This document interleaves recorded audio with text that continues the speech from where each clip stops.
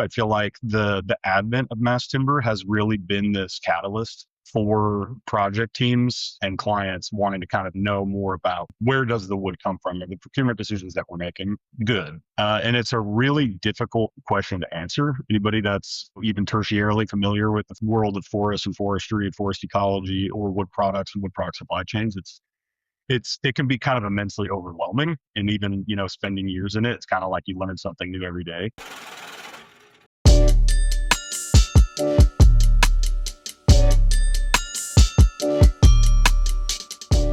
You're listening to Piper, the podcast where we decode healthy and regenerative design. I'm Beth Cochran. For a material as seemingly straightforward and simple as wood, it has a very complex, layered, and often opaque supply chain. While certifications like FSC, SFI, and PEFC may tell you the wood came from responsibly managed forests, it's a very small part of the story.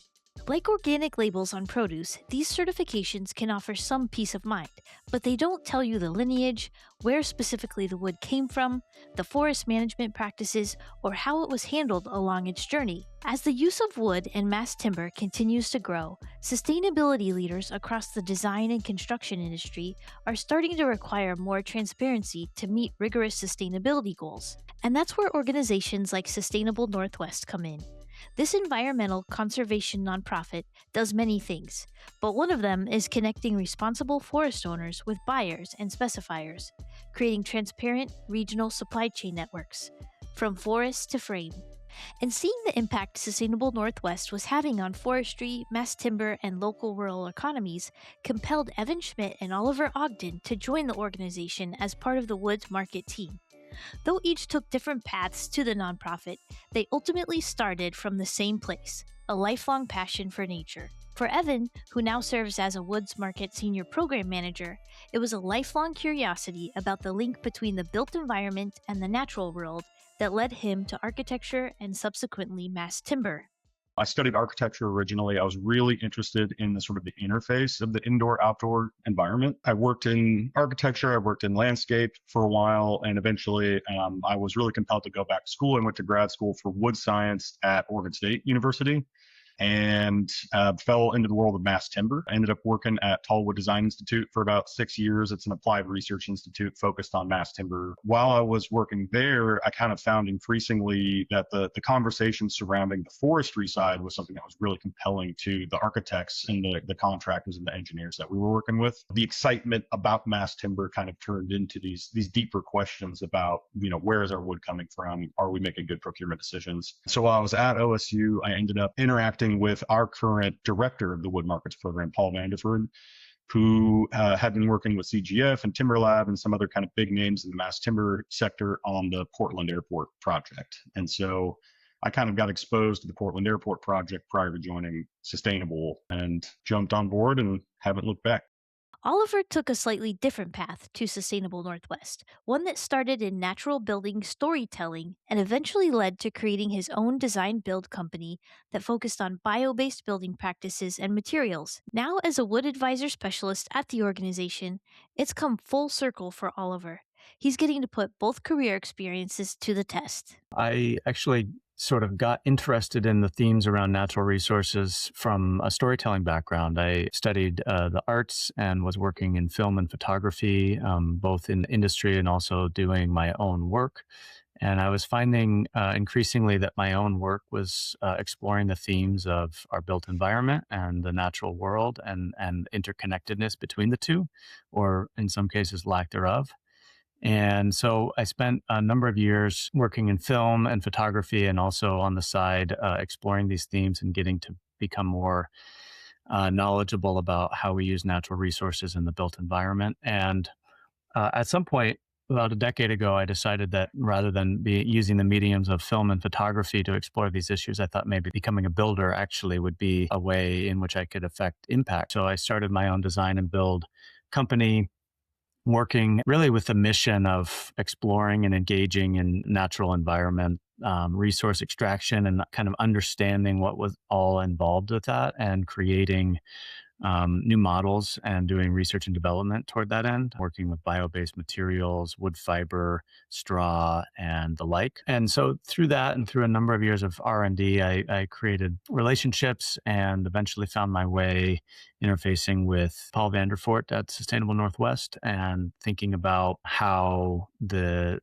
forest level impacts and municipal buildings and sort of this community thread of building at large scale using the forests. And it really spoke to me. So I joined, and my role, in addition to being a wood advisor specialist at Sustainable Northwest, is leaning into some storytelling and helping to after a project or during a project, help communicate those impacts and share that out into the world. But before the impacts can be quantified and before the stories are shared, how does it all start? How does Sustainable Northwest connect project teams to forest owners and manufacturers? In many instances, we let the clients and the architects come to us with the goals that they have related to wood procurement. And it's not exclusively quote unquote sustainable. It might be more of we want to use local fiber and we want to engage with local vendors and local forest projects. And so we're often engaging with architects and their clients to, again, understand the goals that they have with their project, the stories that they want to tell, and identify the program around what they want to achieve and help them get there through relationships, building with vendors, landowners, and other suppliers. We run this so-called wood advisor services program, which is, in my opinion, kind of like a very interesting kind of wild westy space, the world of sort of wood sourcing. I think kind of even back to the realm of mass timber, I feel like the advent of mass timber has really been this catalyst for project teams and clients wanting to kind of, again, know more about like where does the wood come from? Are the procurement decisions that we're making good? And it's a really difficult question to answer. Anybody that's even tertiarily familiar with the world of forests and forestry and forest ecology or wood products and wood product supply chains, it can be kind of immensely overwhelming. And even, spending years in it, it's kind of like you learn something new every day. And so, Oliver and I have talked about what are some of the big projects that we feel like are kind of like emblematic or, really kind of highlight like what this world looks like. And one of the biggest is probably the most well-known is the Portland Airport project. That project, the client, I think originally was seeking certified wood. And Oliver and I like kind of use this metaphor that in the world of building, you've got prescriptive and then performance-based. We talk about this a lot. And so like the prescriptive approach is something that would be in the building code, right? You can point to somewhere and say, yes, we can do that as long as we do it like this. Whereas a performance-based approach is something that's non-standard, but could still work. But it comes with sort of like different ways that you have to prove out that it's going to work. So if you want to build a really innovative post-tensioned timber rocking wall for seismic resilience, you're not going to find that in the building code, but you can kind of custom engineer it and then get it stamped, right? And so in the world of wood sourcing, and I think with PDX, again, like the ambition was originally kind of prescriptive approach, which was we're really interested in good wood. It seems like the gold standard is FSC, Forest Stewardship Council, and like, can we go that route? And that's always an option. There's always sort of anticipated premiums that come along with that. But for these really big mass timber projects in particular, sometimes it can actually be really difficult to get the volume of that certified wood that you need. We saw that with the PAE headquarters. It's a living building challenge project in downtown Portland, where the project team and the client just faced kind of an uphill battle getting just the sheer volume of FSC certified wood that they needed for the project. And so I think PDX kind of ran into a similar conundrum at some point, that was at least a debate.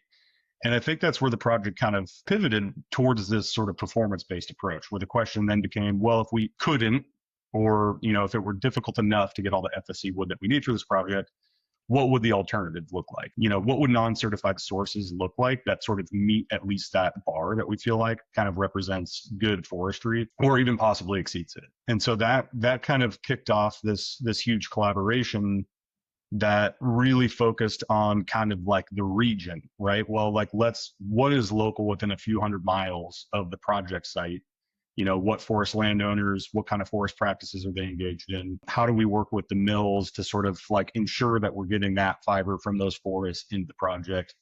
And it kind of spurred this like big effort around kind of, hey, like if we all talk more and kind of premeditate this and plan this, this is something that's achievable. And we can actually kind of go beyond certification in the sense that we can actually point to the origins of some of this wood, which is typically not something a project can do based on just the way the wood supply chain works. And so in a way, it kind of like became more sustainable. If you want to say, it's almost like beyond organic, where it was sort of like, well, yeah, we can actually point to the tribal communities that supplied wood with the project, and they can tell their story, and we kind of bring everybody into the fold.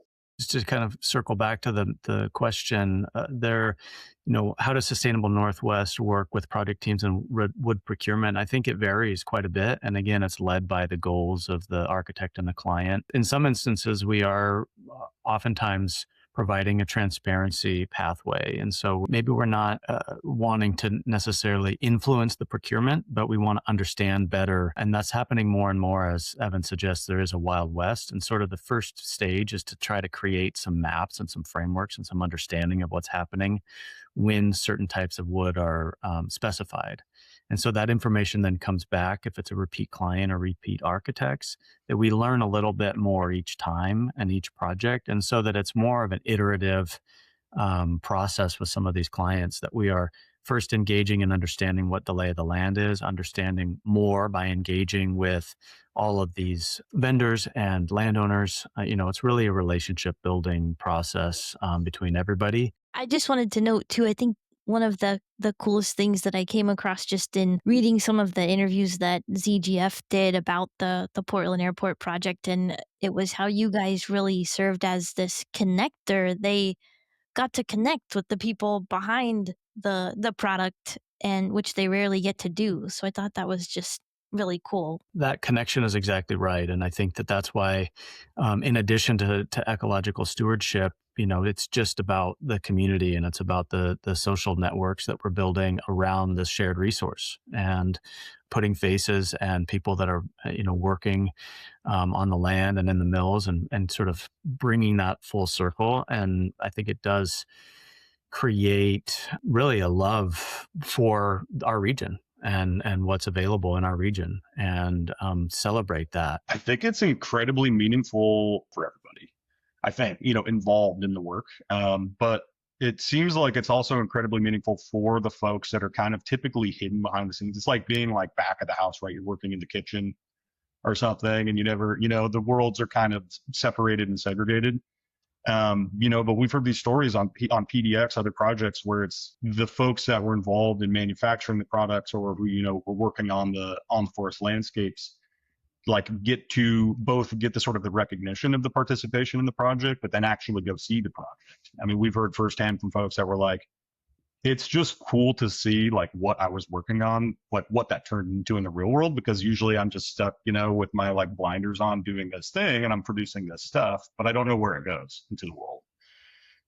So, I mean, I think like it generally just touches on a human instinct to kind of want to know where our things come from. I feel like that's even more prevalent kind of like in our zeitgeist right now, right? Is it's like we want to know the sort of the tangibility of the things that we're interacting with, because we're sort of more removed than ever. We'll bring architects and project teams out on for us, and we'll hear sometimes the forest landowners just say like, we're just really glad that you folks are interested in this. Like, we care so much about what we're doing. Like, this is our daily bread and butter, but it's just great to know that the kind of the end user actually cares and sees what we're doing. It's exciting. And in some cases, there are historic scars with the forestry and wood products industries. I think there can be a tendency to feel sort of on the defensive, in terms of what does the world perceive us as in terms of sustainability. So we found too, there are these forest owners who are doing like just crazy above and beyond awesome forest management. And this, no one knows. Like, it's not until you go out and meet them and like actually walk their forest and you're like, whoa, you guys are doing this amazing thing that's just kind of hidden from the world. So it's cool. There's kind of this unveiling kind of trust building process of like letting everybody communicate, interact, learn.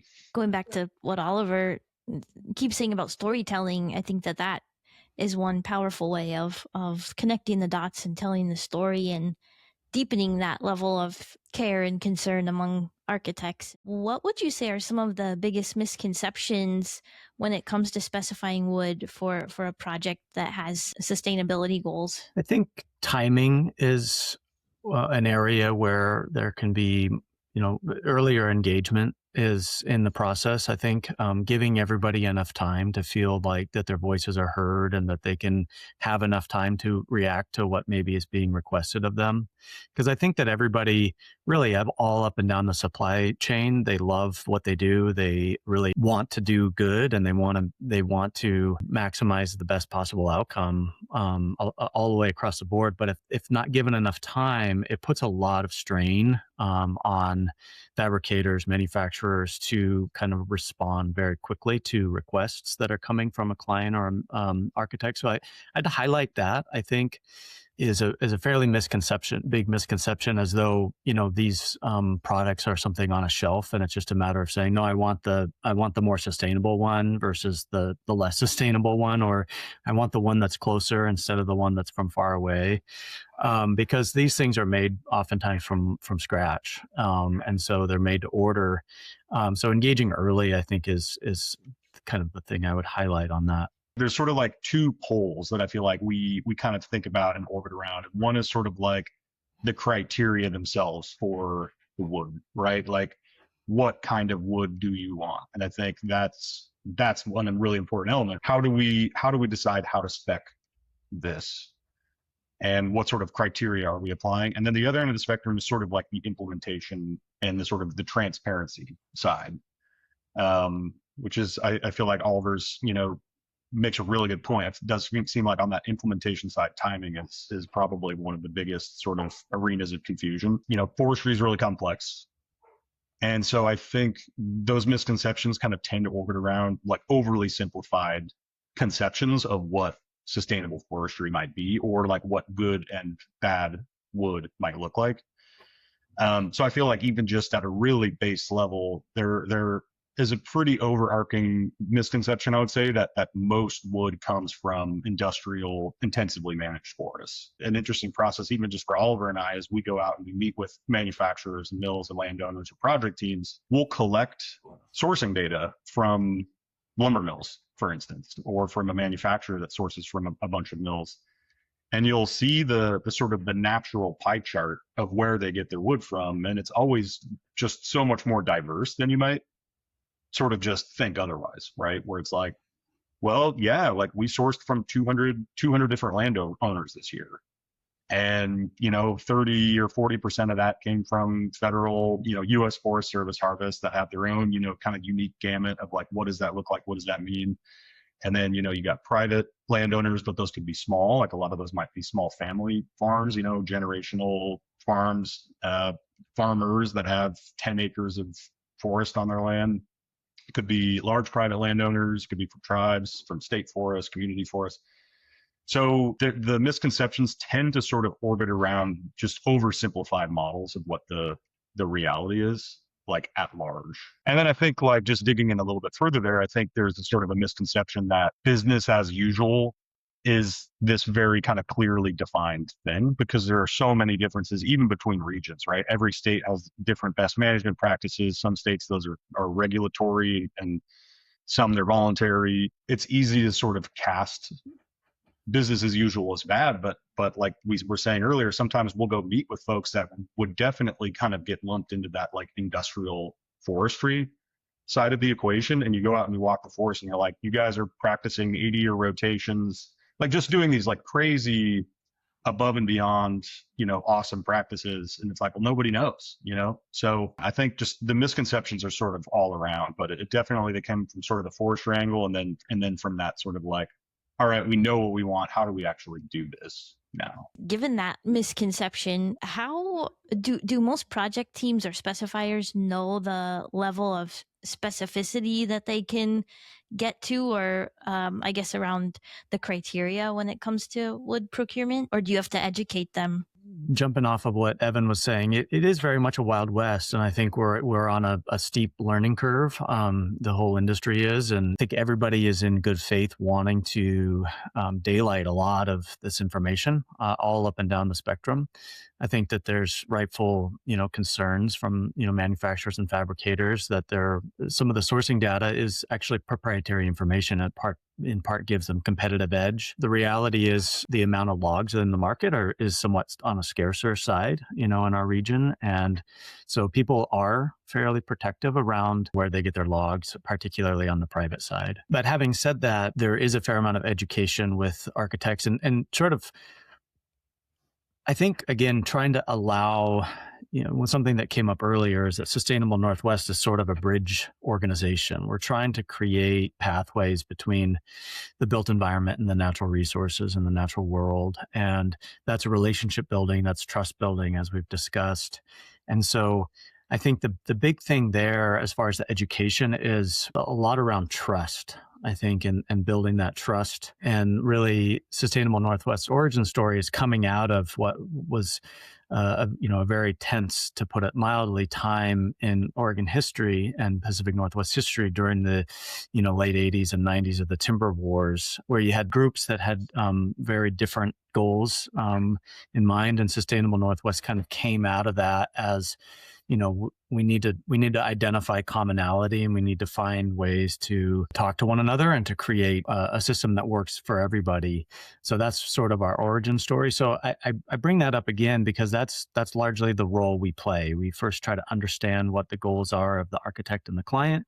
We understand what's available on the other side, what's from the supply side, what's feasible, what's doable, and from there, you try to create those relationships, and that's why the Portland airport was such a unique opportunity, rather than sort of specifying from the architect what they wanted in sort of this abstract from what's available and what's actually coming out of the forest.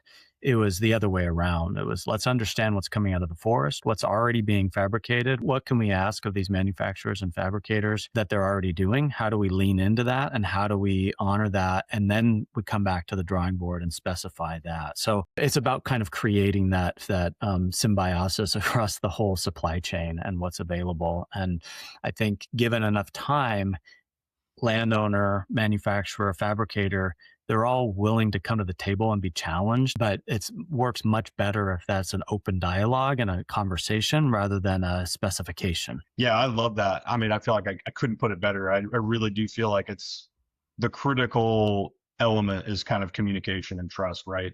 There has to be a communication of sort of what the reality on the ground is, right? Because you can ask for anything, but are you going to get it? Or you can promise anything, but can you actually produce it? So it really is like about like what is happening on the ground and kind of like what can you actually reasonably ask for. I mean, we've definitely seen projects where we'll have maybe a timber trade partner or a general contractor reach out and be like, can you help us interpret what this specification language looks like? And it's like a weird hodgepodge of portions of the FSC specification snipped out and then kind of Frankenstein with some other things that are like redundant or like sometimes even contradictory, where it's like, well, you can't actually literally do that because that's not possible to do. Or, a common one would be like asking for just something really specific, right? Like we want tribal wood from this region where there's no tribe, and we want this really weird dimension that no mills in the region like even remotely come close to producing. We want 40-foot long 2x4s, things like that. That's kind of a really not uncommon thing. A lot of what we're seeing in terms of sort of like the clienteles or the specifiers, right? Like a lot of the architectural firms, is there are firms that are really sophisticated who kind of have developed their own process and understanding and kind of like know what they're going to ask for. And I feel like what they're asking for is also very dependent on the client and if there's money to do so, right? Because the specification is a lot different if it says like, we would really like to explore, the opportunity to source wood from within this state that this project's in, versus like a thou must, do this, which could like, you can say thou must do X, Y, and Z, but that might end up costing extra money. And there's a lot of uncertainty to how that will play out.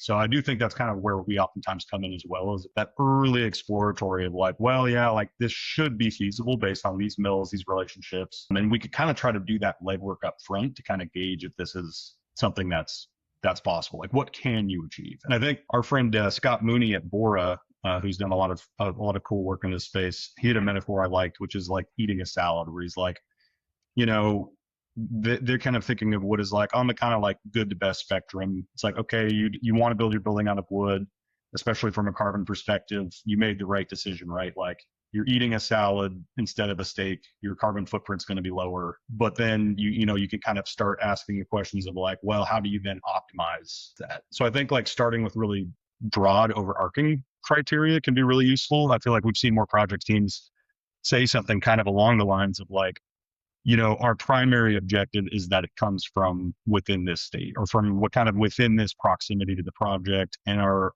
ambition is that this will be sourced from and support tribes in the region. And so it kind of leaves a little bit of it leaves that wiggle room that doesn't scare the kind of the other partners in the project too much out the gate, where it's like, okay, well, what does a GC do when they see, if you have to do this, all of a sudden they're like, I guess I'm just going to like throw a $200,000 premium on this, because who knows how much it's going to cost and how hard it's going to be. So I think that's kind of part of the education process, is just what can you kind of reasonably ask for? How should you even ask for it? What is the impact of sourcing from ecologically managed forests versus some of the alternatives like the plantations? To be frank, neither Oliver or I are foresters by background, right? We've sort of entered this space passionately from the sort of the built environment side, right? Which parallels kind of a lot of our architectural partners. It's kind of like, how do we connect these dots? So we've been, steeped and immersed pretty deeply in this space. And it's an interesting question, right? I think this is where like criteria and definitions can vary quite a bit. But I think to like answer the question simply, right, which is, how does ecological forest management differ from sort of business as usual, or sort of like plantation emphasized forestry, right? The short answer is you have ecological benefits from ecological forest management. There's a huge array of sometimes what we refer to as ecosystem services that you'll get from a forest, right? And it's an interesting term to me, because I feel like it's still very anthropocentric. What does the forest give to us? But I think like looking at it from a sort of a broad spectrum, a healthy forest provides a broader array of ecosystem services, and probably provides them at a greater level than a sort of a non-natural forest, right? And health can be defined in a number of ways. One term that's pretty commonly thrown around is resilience, as sort of a metric of forest health. And so that resilience typically is in reference to, to fire, to wind, like to global warming, any kind of disturbance that might affect that ecosystem. Resilience, again, just kind of means like that's a metric for health. But the health of the forest and that resilience is very dependent on biodiversity, right? Like biodiversity, diversity in general is considered kind of a key metric of resilience itself. And so I think the science points to monocultured young plantations are generally going to be less resilient forests than natural forests, right? That have adapted to the types of disturbances that they might see. So an ecological forest is going to be patchy. It's going to have a diversity of ages, within the trees of different species. And so there's that mosaic effect that kind of lends to that forest health and resilience. And so in terms of management, ecological forestry can look like a lot of things. In some cases, like on federal projects, we might be looking at second growth young plantations. What were once clear cuts in the 60s or 70s or 80s were replanted, and then the Northwest Forest Plan went into effect and they were never touched again. And now there's 60 to 80-year-old stands that are vastly overly dense, totally not healthy. A fire is going to come through. It's going to be way more unnatural and devastating than it would be otherwise. And the sort of the prescriptions that we're typically seeing on them are pretty emphatic on sort of thinning, sometimes controlled burns. It's bringing the forest back to a resilient state. And then that forest is going to provide, it's going to have older trees that are less densely spaced. It's going to provide better sort of hydrologic response, so that, like a healthy ecological forest will have different impacts on how streams are fed over time, how much moisture the soil retains, how much light gets to the bottom and produces plants that provide forage for animals. And then those impacts kind of resound into all sorts of things like recreation. We like hiking through more natural, beautiful forests. People like hunting. The list goes on: clean air, clean water. You'll just get a much broader suite of the sort of the benefits that a forest provides to us and to the rest of life on the planet with an ecologically managed forest. I think it's also important to emphasize that we kind of have, when we think of the values that forest or the wood product industry at large provides to us, it also isn't just ecological, right? We kind of think about it, particularly at Sustainable Northwest, through the lens of that sort of that social, that human element needs to work in harmony with our natural environment. There are still benefits to all forests. So a common argument you'll hear is like, it's better for a forest to be maintained as a forest, even if it's a young plantation, than for it to be converted into a strip mall, right? Or whatever else it could be. And, those benefits come in different shapes and sizes. So there's always kind of a balancing act of the ecosystem services or the benefits that a forest provides to us, depending on how it's managed. And it's pretty rarely black and white. In some ways, it's a different definition of what is a forest and what are the values coming out of that forest. And if the answer is saw logs, it looks like one thing. If the answer is saw logs and all of these other things that have benefits that far reach what is readily understandable in the marketplace, then, it might look more like that ecologically, managed forest, because it's taking into view all these other benefits that, by the way, we may or may not understand. I think that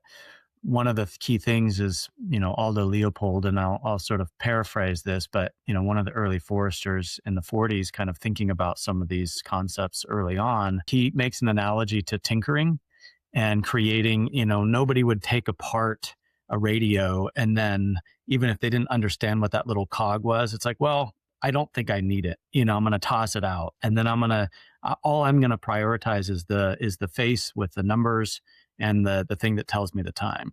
Well, you put that back together, and then lo and behold, it doesn't actually work as a clock anymore. And so I think that's, it's a different worldview. And if you think of forestry as tinkering and removing things that you don't think are efficient toward the saw log production or something like that, you will eventually no longer have a natural forest. Now, we can, as Evan said, that might also be something we want in the society, and that's good. We might need and want basically the plantation and a farm so that we have products, and that also has a lot of benefits as far as community values, jobs, revenues, creating rural livelihoods, and so all of those things are benefits too. And so we're looking at a whole picture at our organization, not just necessarily with the ecological lens, because we want to see working forests. We want to see vibrant economies in rural areas, and supporting those livelihoods and those communities are really important to us. And so, we don't necessarily just stop at the ecological lens, though it is something that we, prioritize, and many clients and architects want to engage at that level, certainly. So we go there with them. Yeah, and just even a final note, I mean, that was really well put to your original question, which I think was, what is the impact of sourcing ecologically, right? So there's always this question that comes back to the specifier.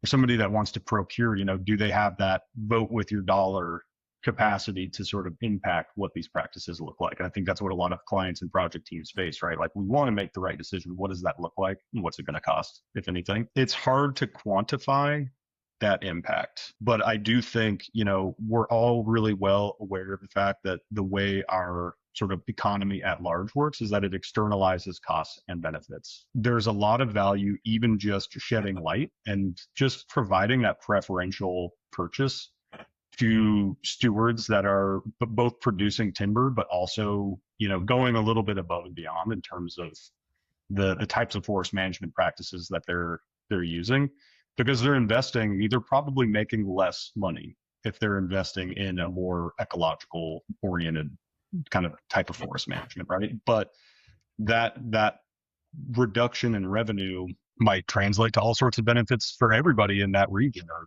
even global. Even just shedding visibility onto those that are kind of making that proactive decision to manage well is a really kind of critical part of daylighting the reality of what's going on. That alone is a huge impact. And what we hope is that it doesn't pose villains and heroes, right? It's more about, hey, everybody here is doing something that's important. Managing a forest for wood products is a very important and beneficial part of our society.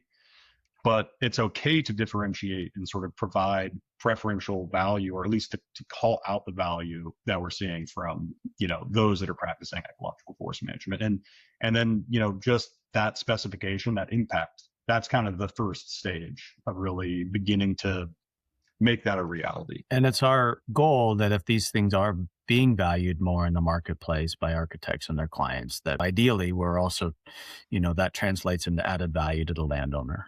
That would be that's the ideal goal, but it's hard to get there without first daylighting it, as Evan suggested. And then from there, we can kind of move on into those other market questions about providing additional dollars to the things that have greater value to that client. We talked about some of the misconceptions, but I guess as it relates specifically to the wood supply chain, is there any specific misconceptions that project teams are surprised to learn? I think the scale is one thing that even myself getting more involved over the last year in this work, just the scale that we're talking about as far as the throughput at a mill. And then when you have a project which might even seem very sizable, like, of course, the Portland Airport, the 2.2 million board foot that went into that project, for some of these mills, that might be 2 weeks worth of production. So it's a tremendous impact and a tremendous amount of work. But then that's that putting into perspective what's being asked in relationship to what the mills and manufacturers are seeing on the ground. It does help. How big is the sway of this any particular project? I think that is maybe a misconception or just an interesting learning curve, understanding the scale that is occurring in forestry. I do think there's a kind of a general misconception that it's the supply chain is like more linear than it really is.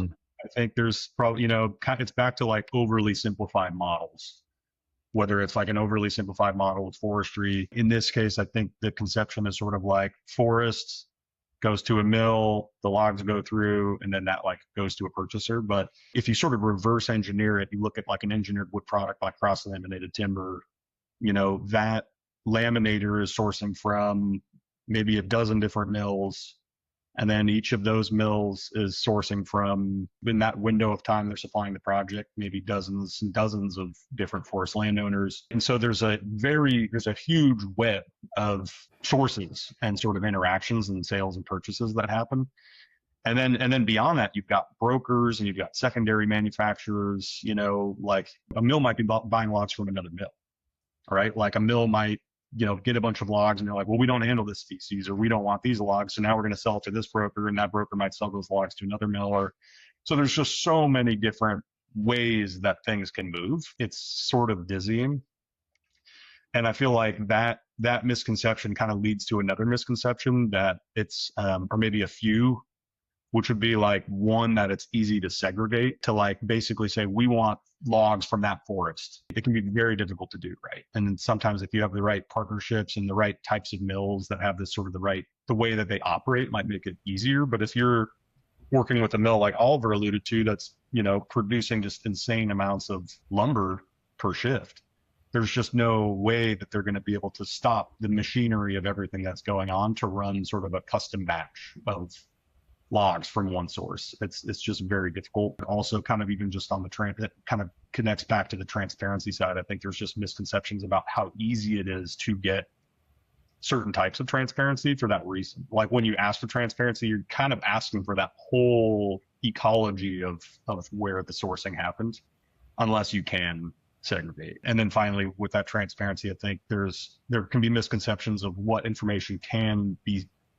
safely provided. There's certain types of information that feels innocent to ask for, but might be really difficult for a mill, for instance, to provide. If it interferes, it kind of gives them a competitive disadvantage to give up certain types of information that might help their competitors. Or if you give the names of private landowners, then all of a sudden, there are fears of these private landowners going to be doxxed and so on and so on. So there are sensitivities that kind of permeate all the layers of the supply chain.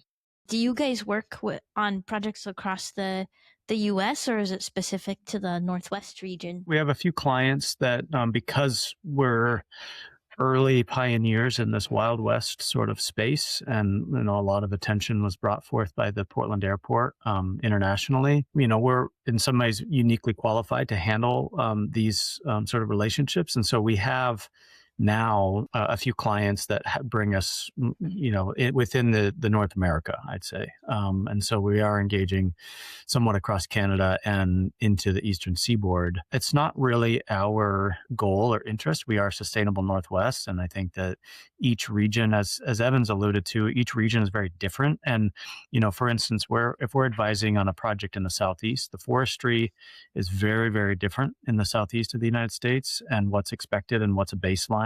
And so you really want someone that's regionally oriented. So at current, we are handling projects and would continue to do so all across North America. But our goal is to actually systematize and sort of export and train other conservation groups that are more regionally based into, say, the Southeast, Northeast, maybe Rocky Mountain area, to provide a more local touch and more, because it is all about local, all forestry is local. That's sort of where we are in the moment of our arc of development. And I think the future will be a little bit more like a cohort of different nonprofit conservation groups that offer these services, of which we're a part. For project teams that may be wanting to make sure that they're sourcing responsibly, what's one of the best first steps they can take? Would it be to try to connect with one of the conservation groups in their region? Early is the key in a design phase. Even when you're at the conceptual level, if wood sourcing is something that is going to be a driver of any of the goals around the project, then you really want to at least have some framework set up early on and understand the lay of the land, what's available. Similar, that's sort of what happened with the Portland airport, as I mentioned. What's available, what can we do, what's already being made, how can we have the biggest impact that is meaningful in the lives and communities that are a part of this work. But every single decision that gets made, it's like there's the design phase is sort of a funnel of clarity. It's like very opaque, at the top, and it's not clear what's happening. And then finally it gets down to a specification.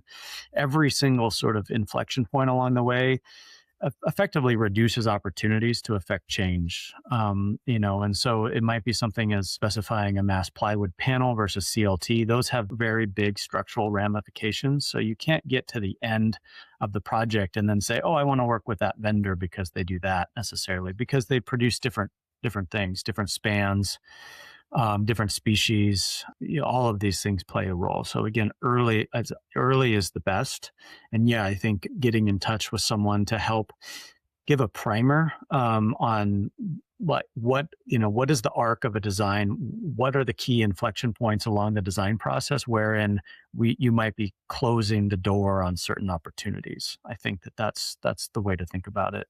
As you move along through the design phase, you're going to be slowly closing more and more doors down until you have just effectively one open door. And hopefully it's the one that you wanted to walk through. That is it. That's totally right. It's like a principal or a partner or whomever, project architect who's brand new. I definitely feel like that's where you're going to save a lot of time and headache by communicating with others around you that have been kind of immersed in the space, whether that is a group like us who is sort of our daily bread and butter, or even peers at firms that have sort of started that journey. Obviously there's a lot of resources online, webinars and publications and case studies that I feel like serve as really good sort of like an initial basis to kind of understand like what does the playing field look like. It really is that early question of what are you fighting for? Because if you don't, you can do nothing and nothing will happen. But sometimes you do have to really kind of advocate for what you want to see. And so having a clear sort of vision for what you're advocating for makes it that much more likely that you'll get what you're advocating for. And then, of course, kind of back to just our overarching conversation, advocating for something that's actually feasible, that is achievable. Those are kind of, critical components of affecting some change. So I think starting with a group like ours or another conservation sort of partner or an experienced firm, there's a lot of avenues, but I think it starts with that research and outreach.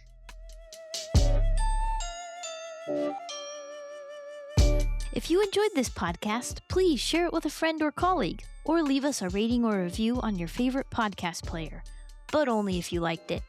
Let's keep spreading the word about healthy and regenerative design. Lastly, if you have an idea for the show or want more content about this topic, visit piperrepublic.com.